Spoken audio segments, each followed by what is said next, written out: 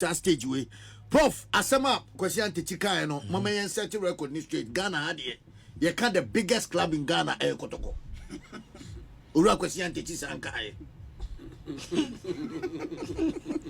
Oh, Sreme. Ura Kwesiante Chia set a record in straight.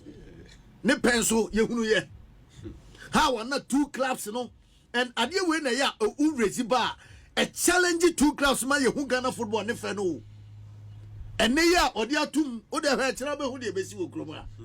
And they are Rakosia Tidia Tum say Kumasa one Kase say Ghana had here the biggest club, one can say one of the biggest clubs who the biggest club in Ghana, Kumasa Asante Kotoko, Umpo.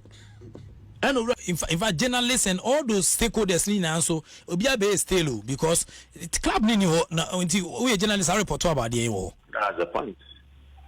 And all these people lost their jobs because of Tell my fortune so more question and teaching. All my units say more other people. Because tell my well that's all. The Bobola, a team like Kotoko, the biggest team in Ghana. Omo a Doma is the much a Doma stadium. Obi Oton so crowd in the video. Emma, ginger the whole town. Emma, will be anything.